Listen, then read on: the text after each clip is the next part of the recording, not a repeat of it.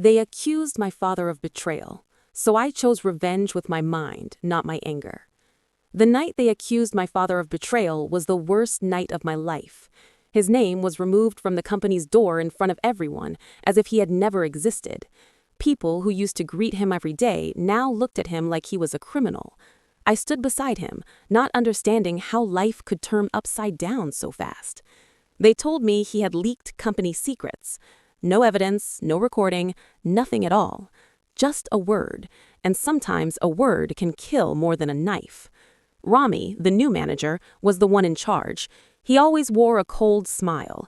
He said the company needed to cleanse itself, and the first one to go was my father. We returned home silently that day. My mother tried to look strong. My father told me a sentence I'll never forget. Justice moves slowly, but it arrives. At that moment, I didn't want slow justice. I wanted an explosion. I wanted to expose them. I wanted to strike back immediately. But he asked me to wait. He told me to learn first. I grew up carrying a fire in my heart. I joined the business administration faculty and studied law alongside it. I worked nights to help with the household expenses and came back to study with my eyes barely open.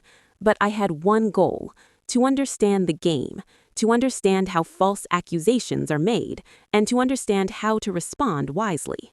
I kept following the company's news from afar. Rami became a star, praised, appearing on programs. People called him a genius. But I knew something was wrong. Until one day, a former employee contacted me. He said he wanted to meet. We met at a quiet cafe away from the crowd. He told me my father was innocent and that Rami was the one who leaked the information. He wanted to get rid of my father because he had refused a shady deal. My heart felt like it would stop. I asked him for proof. He showed me old emails and financial transfers. I began checking everything. Every line confirmed we had been wronged. But I learned that if the truth comes out the wrong way, it can get lost. I went to a specialized lawyer. He said the case was strong, but the timing had to be perfect. We waited for the annual shareholders meeting, the day Rami would stand in front of everyone. I bought a small share to enter the meeting officially. I sat at the back of the hall. He spoke confidently, displayed numbers and profits. People applauded. As soon as the Q&A opened, I raised my hand. I introduced myself with my full name and mentioned my father. The room went silent. I asked him about a deal from 5 years ago. He stumbled.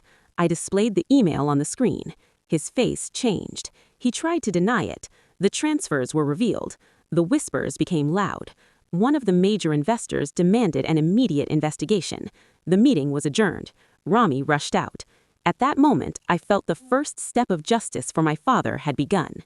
And if this story has caught your attention so far, don't forget to subscribe to the channel to follow the stories behind the scenes until the very end.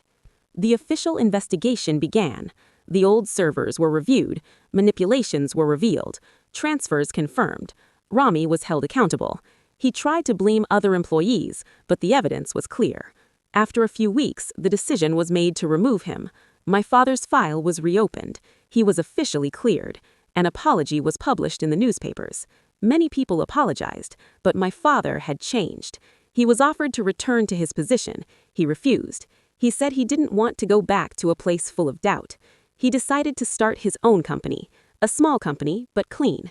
I stood by his side as a partner, not just as a son. We started from scratch, rented a small office with limited resources, but a strong reputation.